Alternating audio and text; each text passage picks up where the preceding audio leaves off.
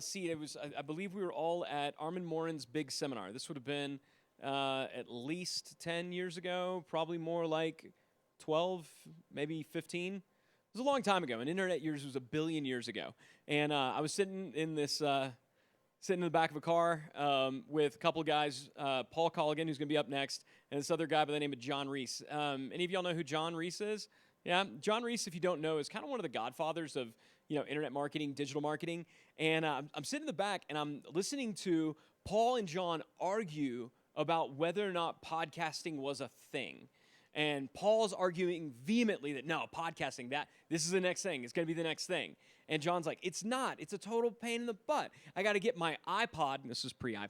I got to get my iPod. I got to plug it in, sync it with iTunes, download it. Then I got to go in and plug it back in. Like, this is never going to be a thing. Normal people are not going to do that.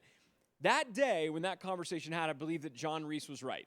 I believe that podcasting is one of those things that has taken a very long time to become a thing. But the person who saw it coming really before anybody else I knew was Paul Colligan, and stuck it out. And when you're on something that early, you learn a lot about all the nuances, all the details. So when it came time for us to launch a new podcast, he's the gentleman that we call. So how many of you, just out of curiosity, have a podcast right now? Quick show of hands. One? Is it really just one? Yeah. Okay.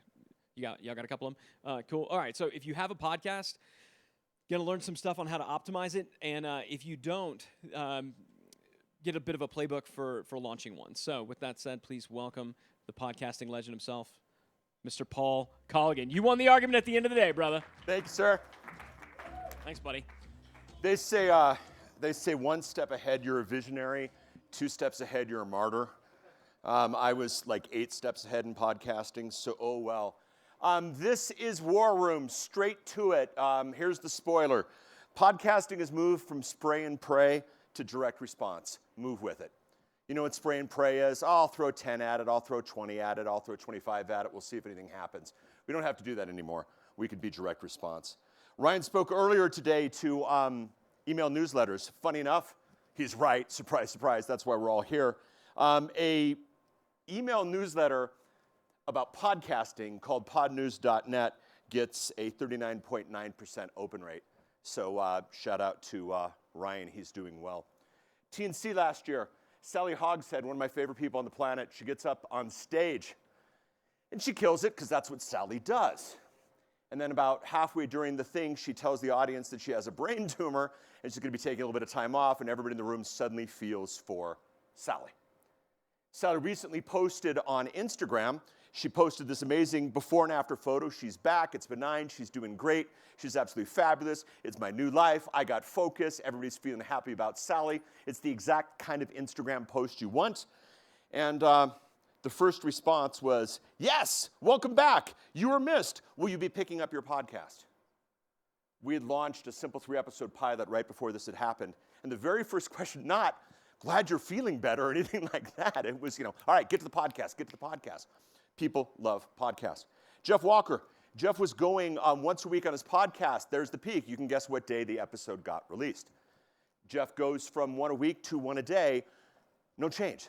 7 times as much. People love Jeff so much that they go from 1 a week to 1 a day. No change at all. Frank, everybody knows that everybody loves Frank. Frank Kern, 3 a week. Frank goes from 3 a week to 1 a day. Same thing.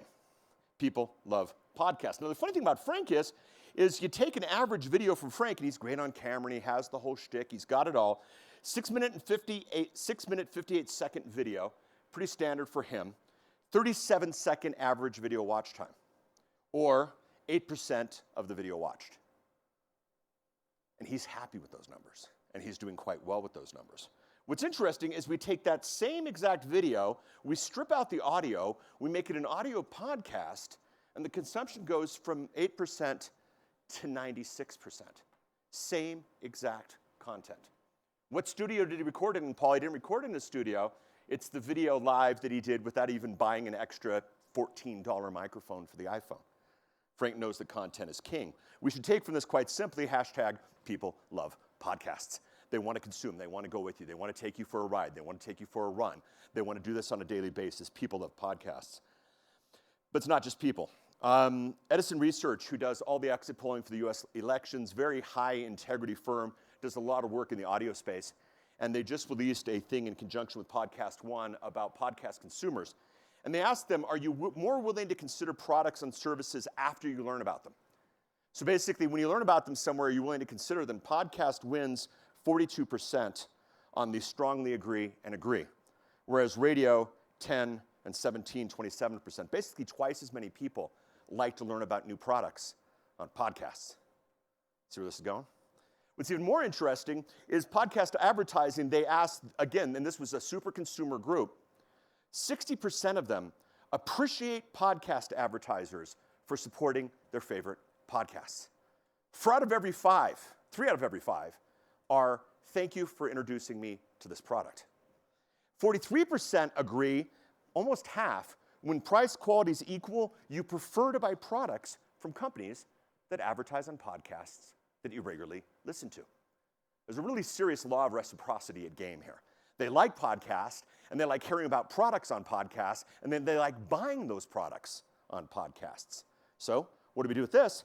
Hashtag marketers love podcasts. This is a far, far jump from the spray and pray days. Let's throw some money at this and see what happens. We have the mindset scorecard in the back if somebody could pass those out. Basically, it's 8 different ways we look at podcasting. I've got the chance in this 30-minute presentation to tell one of them. One of the big things is we teach make an asset, not an episode. A lot of us get up Wednesday morning, November 8th. Oh, I got to get an episode out. And so the episode starts along the lines of, it's Wednesday, November 8th, and I've got to get an episode out, and we forward them immediately. That's creating an episode. If you actually create an asset, that thing can stand online for a long time. We call this the one-eared icky mouse. It's not Mickey Mouse because that's trademarked. It's the one-eared icky mouse. Most people have the business plan, and then they have the podcast plan alongside it. If you actually bring the podcast plan into the business plan, you're able to do what we call the podcast influence cycle stack. That's when I want to spend the 24 minutes that we have left of this process. It's a simple circle. You produce the show with ease. If the podcast is making you frustrated and angry and tired because it's taking so much of your life, you're not doing the right thing. Frank is getting 96% consumption by having his wife hold up a phone and point it in his face. It does not need to be that complicated. Now, obviously, that can't work for everyone. Some of us will need to buy a microphone in the $100 range. A couple of us might even have to buy a microphone in the $300 range. But the process of production needs to be easy. You then need to absolutely publish it everywhere because that's where your audience is. One of the biggest research from Edison Research, one of the biggest results of the last Edison Research project was the fact that a lot of newbies are listening to content and they don't even know if it's a podcast or not. So should I put my podcast on YouTube if that's where your audience is? Yes. Publish everywhere. Number 3, stay perpetually current. What's interesting is, anybody ever listen to a podcast where somebody describes something really, really interesting and you realize it happened in the past? And even if you could make that jump to do something, somebody reviews their 2017 event, I can't do anything with that. So we have these podcasts that are dated immediately, and that turns people off. And then finally, preserve the audience. Your podcast audience is special.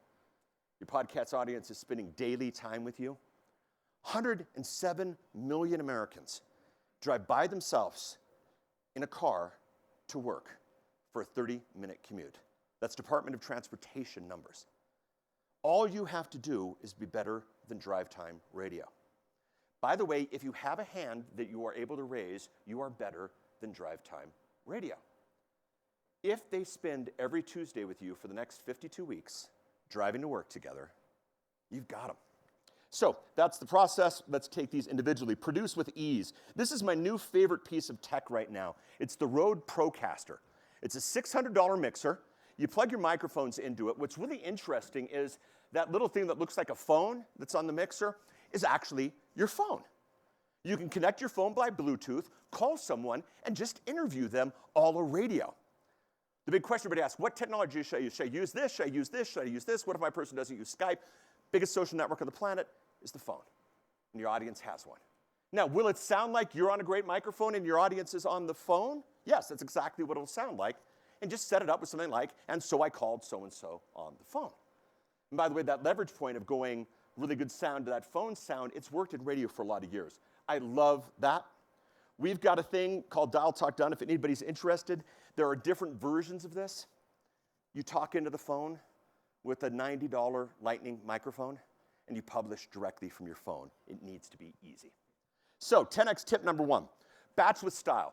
If you get up Wednesday morning and it's time to get an episode out the door, it won't be any good. Batch them. Do a whole season in one day. Do a whole season in 2 days. Bring the video crew, film the whole thing, so you get the thing out the door really quickly. Batch them. Tip number 1. Tip number 2, keep your project files. Had a client with millions of downloads who has publicly stated that he realized with his millions of downloads that he had a piece of music that he did not have the legal clearance for. And yeah, and because the way the thing was edited with the music fading in and music fading out, even going back and editing all the shows would not have necessarily worked. But if you keep the project files, editor can come through and clean those things up really, really quickly. So when you're podcasting, keep your project files. 10x tip number 2 in ease of production, there's a company called AudiMute, A-U-D-I Mute. What they will do is you call them with FaceTime and you show them your studio, and they design a custom soundproofing element for your room. And what's beautiful is they will even take all that soundproofing, do it in your colors, put your artwork on it, the whole 9 yards. Very reasonable. AudiMute will clean up your room, and then again, these Lightning mics, just go to Amazon, type Lightning mic, and you'll get that in a good room. You are 90% of the way there. Published everywhere. Where do you put your podcast? Everywhere. What if I haven't heard of it? Find somebody who has. Again, from Edison, more Americans do Pandora every morning than do podcasts. Pandora right now is also doing podcasts. I checked the podcast for a good chunk of this room. None of you are on Pandora yet. Publish to Pandora. By the way, it's as simple as just going into your podcast host and saying, put me on Pandora. It's not a big, complicated process, but just make sure that you are absolutely everywhere. There was a church that had tried for 10 years. They had a good, nerd-style pastor who kept telling people, the sermons are on podcast, the sermons are on podcast, the sermons are on podcast, to an audience that didn't care. One Sunday he goes, oh, by the way, the sermons are on Pandora. Because remember, 107 million Americans drive by themselves to work. And all of a sudden, 95% of all their downloads of the church were coming from Pandora because it made sense. Publish everywhere. Something else that's really interesting, Apple just recently turned this on. It's not turned on for everybody. We're working with a couple of clients to get this updated, but there's a new thing inside of Pandora called inside of Apple Podcasts called Hosts and Guests. If you want to see it in action, look up Conan O'Brien. Conan O'Brien Needs a Friend is the name of the show. And basically down at the bottom is this little scroller of all the people that have been on Conan's show. Michelle Obama's been on Conan's show. You click Michelle Obama, opens up a page of all the podcasts Michelle has been on. There's a really interesting internet movie database kind of situation that Apple's trying to build. And from a marketing and positioning standpoint, this gets really exciting on 2 levels. A, you get on someone's show, they find you there, they click your face, they find out where else you've been, and there's some cross-promotion there. B, if you're bringing on interviewees, making this part of the process where we will get you into this master database is absolutely fantastic. My recommendation is, I don't know who sent in Dave's picture, but that's the worst of the pictures. Definitely go from Apple. There's a company called Podchaser at podchaser.com. Podchaser is attempting to do the same thing. A good chunk of VC money, but you can instantly out the door start associating people with your podcast and begin to build that whole internet movie database kind of situation. You can do that immediately. I think the Apple thing will be turned on pretty quickly. They're getting a lot of flack for only letting special people do it, but Podchaser's right now out the door. Another piece on the tech, this is a website called Pod News.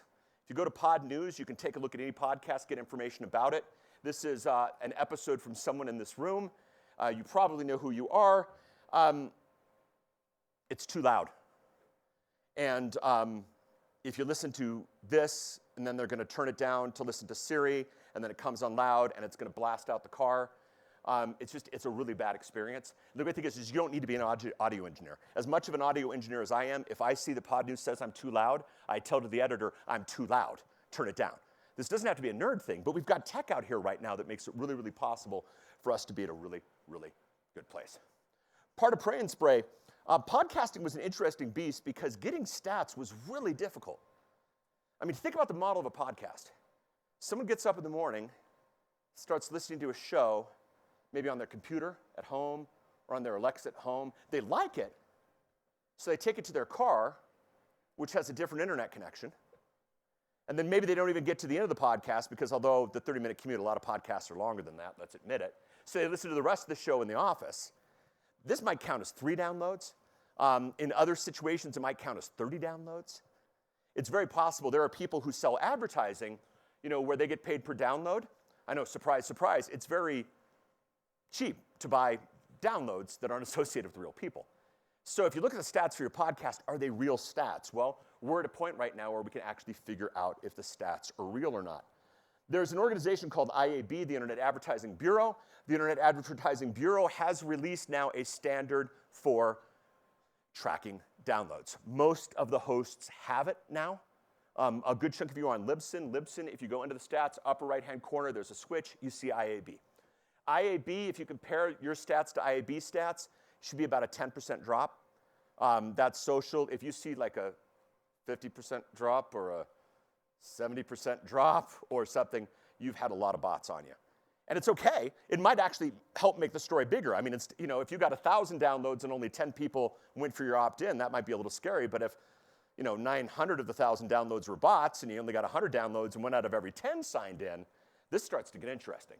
So just be honest with your numbers, figure out IAB and the bots, and check the bots everywhere. And follow them all the way through. This is one of my favorite screenshots. So here's someone who was pretty sure that they were really cool with the kids doing the Spotify thing. And so they really promoted themselves really heavily on Spotify, and Spotify gives you tremendous stats right now. And if you look from when they started, they went to 2.8 thousand followers on Spotify. How cool is that? Who wants 2.8 thousand followers on Spotify? Fantastic stuff. But what gets interesting is Spotify also gives you the stats on the best day possible. They got 76 downloads from those thousands of subscribers. So what it was a lot of internet marketers who downloaded Spotify once, followed somebody, hung it up, and never did it again. Meantime, this person is getting millions of downloads from other sources. Just don't spend the money on Spotify because that's this particular person's, not their demographic. It is the demographic of others. Right now, as we're dealing with our friends over at TikTok, not TikTok, they are the Spotify demographic. And if you're going there, definitely promote there. Just look at the numbers. We have the numbers. We are in a direct response situation right now. So TLDR on that, and TLDR is, if you don't know the term, it's short for too long, didn't read. Play the game. There are bots out there that are competing for the attention. Just filter them out. Figure out what you're really doing. There are different platforms that get different demographics. Figure out where you're doing well. Do that. You can produce a show where you can track stuff. And here's how exciting it gets. This is the fun stuff. Stay perpetually current. History people in the room. January 4th, 96. Anyone know what's important about this monumental date?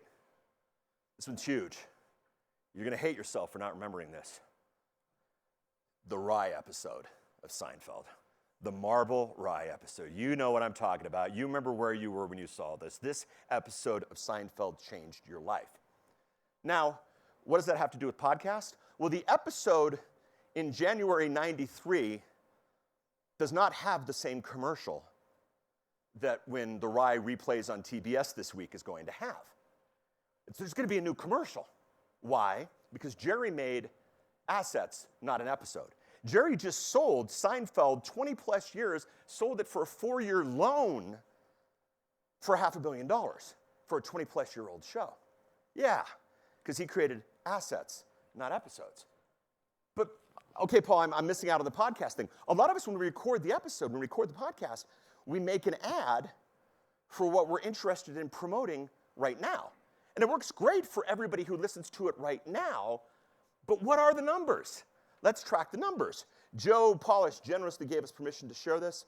We give a report to everybody once a month, and he wanted to know how his numbers were doing in the promotion for his big annual event that was last week. And one of the numbers we give is what we call the new content ratio. There's nothing fancy about the new content ratio, okay? You all can have this. The new content ratio is, in the month of October, how many of the downloads were published in the month of October? That's it. That's all the new content ratio is. So in a month where Joe's heavily promoting what he's doing, and obviously we didn't get all the way to the end of October for this slide, but in the month that he's heavily promoting I Love Marketing, heavily promoting his event, heavily promoting what he's doing, bringing new people on the show, only really 1 out of every 4 was the new stuff. 3 out of every 4 was the back catalog. Some of these are 5 years old. It's that Rye episode of Seinfeld. What do you do about that? Okay? There's tech available today, everybody in this room, that lets you identify an ad slot, by the way, which is the same thing Seinfeld does with his show, and say, run this ad until you run this ad, until you run this ad. JJ Virgin, the always impressive, always wonderful JJ Virgin, back catalog, 330 episodes. The summer was spent taking out all the back commercials. JJ would say, taking a break, commercial, and we're back. Commercials removed, and now 330 back episodes. Whenever she wants to promote something across everything, done. And her content's insane. It's fantastic stuff. It is truly assets. So now you create it once, people are finding it, people are listening to it, and you can use it to leverage whatever you want, and you can find out the stats on what's really working. That little thing I showed you, Frank, the 96%, Apple will tell you how far they listen. Spotify will tell you how far they listen. They'll even tell you what they skip over. If you got 1 million downloads of an episode and everybody leaves 5 minutes into it, that's not good news. Most of us, our metric is downloads. No, consumption should be the metric. So podcasting, to make it plain and simple, is simply now can be, if we do this right, and I really recommend you do, it could be a direct response media. An intimate, fantastic direct response media where people say, give me a new episode every single day because I have this boring drive to work. And remember, running at the club, doing the dishes. There's lots of times where you can take in a podcast. So the final part of this is preserving your audience. This one's gonna maybe sting. Maybe we object. We've got the side room to chat about this, but I think this is really important. How does YouTube make money? Give you a clue. Last year at Vid Summit, YouTube announced proudly that 70% of all video views at YouTube, 70% were, if you like this video, you'll like this video. Duh, makes sense. So the strategy on getting on YouTube is be the type of video that YouTube recommends. That's the strategy on getting on YouTube, but if you do the math, the way YouTube makes money is they sell your audience to your competition. But the video hosting's free. Yes, it is. But when it comes down to it, YouTube sells your audience to your competition. Well, Paul, I'm not a YouTube guy. I'm a hip happening Instagrammer. How does Instagram make their money? Instagram sells your audience to your competition. How does Facebook make money? We're beginning to see a thread here. Facebook sells your audience to your competition. How does Apple make money? They sell iPhones. At the end of your episode, they're not saying, here's another episode from somebody else. The episode's done. There's a little bit, if you like this show, in the subscription finding process where you'll get a little bit of that, but you control the entire process. You don't get that anywhere else. Am I saying leave YouTube, leave Facebook, leave Instagram? Absolutely not. But when it comes to what you do with your audience and how you track your audience, maybe we use YouTube to bring people into the podcast, not vice versa. I've seen companies spending millions and millions of dollars getting a podcast out the door to send people to YouTube so that YouTube can follow up the ads with their exact competition. And by the way, in podcasting, it's a beautiful thing. You own the audience. You can leave your consultant. You can leave your host. You can leave the platform. You can change the name. You can change the art. You can change the description. You can change the category. You can change all this, and you take it all with you. Token internet meme that you have to put in any presentation you do in front of internet marketers. Dave has a continuity program. It's an online training program. I know some of you in the room have the same thing. Dave has over 500 episodes, and every day, someone goes back and listens to episode 1. Now, the cool thing about Dave was really smart, and Dave knew what he was selling from day one, so he's doing quite well. He's got over 1 million downloads. 77% of all of his sales come from coupon code LISTENER. Because he starts every episode saying, and for 25% off, go to XYZ site, give us the name LISTENER for 25% off. Now, by the way, his Facebook ads, the code is Facebook, and the email ads, email ads, sounds like a fun band. The email ads, the code is newsletter. He knows where they're coming from, he's tracking it, he's doing direct response. Fantastic stuff. You could figure out where this stuff is coming from, you could figure out where this is doing, and then you're gonna have the cross-pollination problems. Somebody comes in as a result of Facebook, they find out about your podcast, you're gonna be tagged on both, but that happens everywhere. And that's just part of the game that we have to do. But simple little things like coupon codes based on the listeners of the podcast is really easy and simple to do. So what do we do with this? Here are the take-homes. Number 1, publish predictably to consumption and conversion. Asking how long the ideal podcast should be is like asking how long should a piece of string be. It depends kind of what we're tying up and what we're doing here. But people love predictability. People want to know that if the show comes out every Tuesday, it comes out every Tuesday. There's a podcast that I do not go home from the studio early on Tuesdays because I know at 4 o'clock the podcast comes out. Predictably, they love it. But also now, by the way, if you don't have 52 weeks of content to do every year, and some of you don't, and that's okay, do seasons. I'm a big Walking Dead fan. I know, I get 10 episodes of zombie goodness, then they go, we're done with season X, we're gonna wait for 7 months, and we're gonna bring you back to another season. I'm good with that. So Zombie Goodness Nights doesn't happen every Sunday night, but the Sunday nights of Zombie Goodness, you know what I'm talking about. It's all there. So you can do that. So publish predictably, but then publish to consumption and conversion. If you do an episode and they only listen to 5%, re-record the episode, and maybe not hit that topic again. Offer something so you can figure out if they're actually listening, because here's the fun thing. If they're listening all the way through to the end, all of them, and none of them want to go any further, this might not be the right model. You might be giving away too much. So number 1, publish predictably to consumption and conversion. Number 2, strongly emphasize this, become the network they love. It used to be the media. We all got excited. With our phones, we're the media. With our cameras, we're the media. The problem is the media is what YouTube buys and sells and trades and sells audiences for and that kind of thing. The media is what Facebook wants us to put on their website so they can do all these ads. Media is good, network's better. You're entirely in charge of what gets recommended. You're entirely in charge of what they hear. You're entirely in charge of what happens next. You're entirely in charge of all this. Become the network they love. Number 3, make assets, not episodes. You do the definitive episode about a topic, that could be the episode for the rest of your life. Especially if you've designed it so that the promotions can happen to what's happening right now. I'll tell you, if you listen to an episode that's 5 years old and you hear a hint that it's 5 years old, but then the person on it says, by the way, it's November 2019 and here's the deal we're running right now, it's good. Nobody ever turned off the Marble Rye episode of Seinfeld because it's an old show, but it's whatever Adam Sandler movie is being promoted on it right now. Make assets, not episodes. Number 4, stack the tech, play the game. Don't spray and pray. It's just absolutely not worth it anymore. We can actually now, what do they download? What do they listen to? How do they respond? How far did they go? Had a client, it was really funny. We were in a situation where they said, what's your guess? And I go, well, I don't like guesses, but let's start somewhere. And the guess was the audience would want a 40-minute episode. So we did a season, 8 episodes of 40 minutes. And you know what happened? Pretty much every episode, like clockwork, they listened about 20 minutes. So us internet marketers not liking to waste anything.